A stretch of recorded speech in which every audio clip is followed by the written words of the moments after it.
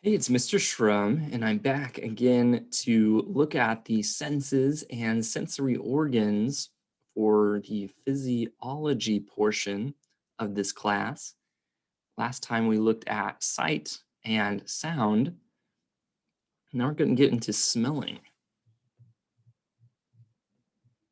Smells can be delightful, like smells of perfume, flowers, freshly baked brownies, cookies, pies, all that good stuff. Smells can also be pretty disgusting, such as the smell of sewage, rotten eggs, burnt toast. I don't mind burnt toast as much, but some people find it unpleasant. Our sense of smell, also known as olfaction, is often the first sense used. For example, you can smell a fire before you can see the flames. You can smell rotten food before you taste it. Olfaction occurs by the nose detecting chemicals in the air and then the brain interpreting what you are smelling. Your nose is lined with a mucous membrane known as the olfactory epithelium. Chemicals in the air enter the nose and adhere to the specific olfactory receptor for its particular molecular arrangement. It is estimated that humans have about 40 million olfactory receptors. Dogs, such as German Shepherds, have about 2 billion olfactory receptors. So we have 40 million, dogs have billions. Once binding to the olfactory receptor, the chemicals dissolve. And these dissolved chemicals then stimulate the cilia, or hair cells, that react by sending an electrical impulse to the mitral cells within the olfactory bulb. The olfactory bulb transfers the electrical impulse to different portions of the brain, such as the olfactory cortex, the hippocampus, the amygdala, and the hypothalamus. Many of these portions of the brain are considered part of the limbic system. And the limbic system of the brain is responsible for emotional behavior and memory. This is why smells can also influence our memory. For example, every time Paisley smells a fresh baked cherry pie, she remembers baking pie with her grandmother. Your sense of smell can also influence your sense of taste. Oftentimes, as you eat, molecules will break off and drift up into your nose. So therefore, a portion of taste or the flavor of the food comes from the electrical impulses generated by the olfactory receptors, the odor triggered. This is why when you have a cold, your food doesn't taste as well because you're not getting the full flavor experience. A cold dampens your sense of smell and taste because the chemicals are unable to travel far enough into your nose. This temporary lack of olfaction is known as hyposmia. Some individuals completely lose olfaction, either generally or a specific odor, and this is known as anosmia. Anosmia. Some individuals genetically have a heightened sense of smell, and this is known as hyperosmia. Hyperosmia. Pregnancy also often results in a heightened sense of smell. Have you ever walked into a room and was overwhelmed by a smell? But then after a while, you could no longer smell it. You kind of got used to it. This does not mean that the odor disappeared completely. Rather, you just adapted to the odor. That is known as olfactory fatigue. And this occurs because after a while, the olfactory receptors prevent ions from generating future stimulations. This happens so that you aren't constantly being distracted by the same smell over and over again. Smells can signal something pleasant is near us or that danger is close by. Olfaction occurs by chemicals being released into the air, the chemicals traveling into the nose and reaching the olfactory epithelium. Molecules that compose the chemicals bind to olfactory receptors. The molecules then dissolve and stimulate the cilia. The cilia, or little hair cells, generate electrical impulses that travel to the mitral cells within the olfactory bulb. The electrical impulses then arrive to the brain to be interpreted as a specific smell. And that's it for smell.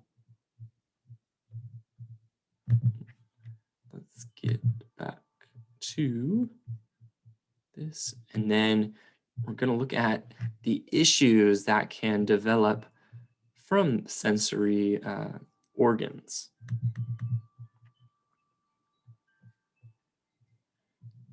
Our senses help us to experience the world around us through sight, smell, hearing, touch, and taste. Sensory issues can affect the way in which we understand and interact with our environments, as well as with other people. A few sensory issues include poor color vision, hearing loss, and deviated septum. Poor color vision is difficulty distinguishing between different colors. Many people refer to this issue as color blindness.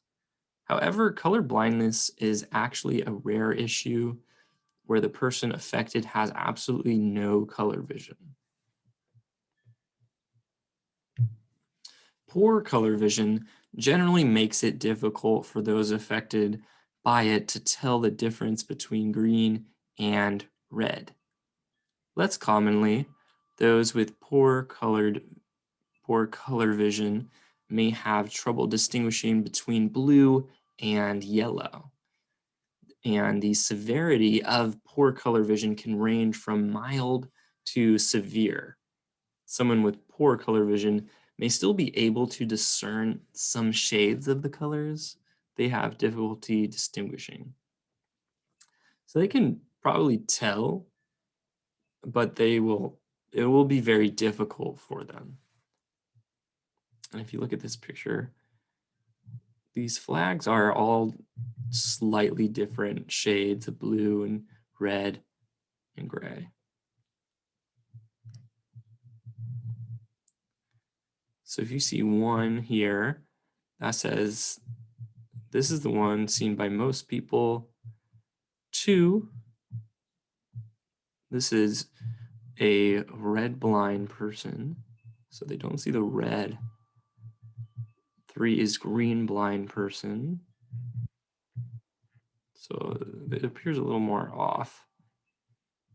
Violet blind person for 4, so that blue looks darker.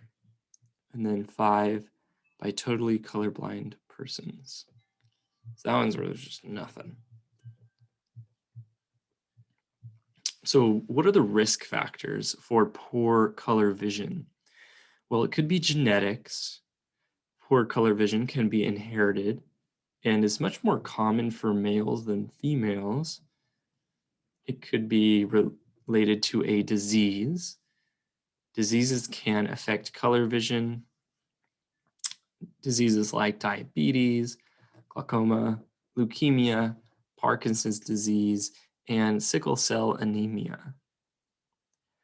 Medications, color vision can be affected by certain medications that treat conditions such as high blood pressure, heart problems, and nervous disorders. Aging, color vision gradually decreases as we grow older. Chemicals.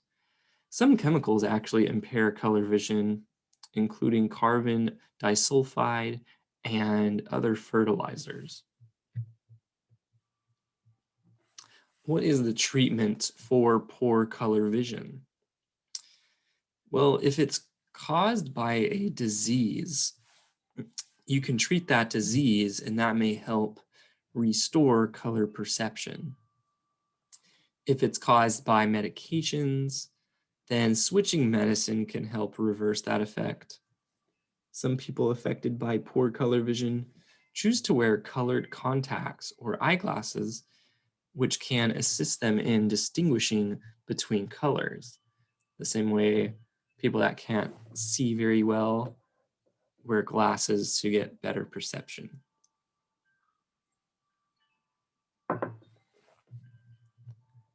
Prevention. Well, preventing things includes knowing possible side effects of medications you take and then choosing brands that do not affect visions, taking precautions and safety measures when working with chemicals that can affect color vision. So just be mindful of your eyes. Hearing loss is a decreased ability to hear sounds. What are some of the symptoms? Hearing seems muted and indistinct. Trouble hearing conversations may avoid conversations. Keeping the volume high on radios or TVs. Asking others to speak up or repeat what they said. What are the risk factors? Damage. Aging and loud noises can cause permanent damage to cells and the hairs in the inner ear that transmit sound signals to the brain. Earwax. Built up earwax can clog the ear canal and block sound waves from getting through.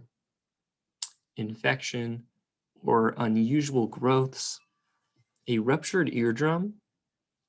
An eardrum might rupture from infection, poking sudden pressure changes, and loud noises. Risk factors for hearing loss include aging and heredity, noises. So construction and factory work can produce damaging noises for people. Motorcycling, loud music, fireworks, shooting guns, etc. can also damage hearing. Medications. Some medications can affect hearing. Illnesses that cause high fevers can damage the inner ear. Well, how do you treat it? Treatment depends on the cause, like most things. If it's earwax, removing that excess earwax will help. Hearing aids are used to amplify sounds. And cochlear implants help those with severe hearing loss due to damaged or non-working parts of the inner ear. Prevention, avoiding loud music, using earplugs during loud work or activities, taking breaks from loud activities, having regular hearing tests, especially if you work in loud environments. A deviated septum is when the skin separating the nostrils does not evenly divide the two nostrils, making one nasal passage smaller than the other. A deviated septum may be formed in the womb or by an injury to the nose. Here are some of the symptoms of a deviated septum. Nasal obstruction that makes it difficult to breathe. Noticing patterns of nasal obstruction, nosebleeds, facial pain, noisy breathing while sleeping. Risk factors. Well, risk factors include fetal development, so development in the womb, injury during birth, contact sports, getting hit a lot may increase the likelihood of getting injured, Failure to wear a seat belt in a car crash. Well, how can you treat a deviated septum? Surgery is required to correct a deviated septum. Treatment for symptoms include medications such as decongestants to reduce swelling and open airways, antihistamines to prevent obstruction and runny nose, steroid sprays to reduce swelling, to increase proper drainage and rid the obstruction. Prevention, taking safety precautions like wearing a seatbelt in a car or a helmet when you play contact sports can all help prevent injury. So in review, sensory issues can range from mild to severe. Some sensory issues can be corrected, while others can simply be managed. And we looked at poor color vision, hearing loss, and deviated septum. All right, that was it for sensory issues. So pretty short lesson overall. If you guys need any help with this lesson, reach out to me in Canvas or email me. You know how to reach me. But best of luck with everything, and I will see you all next time. All right, bye-bye.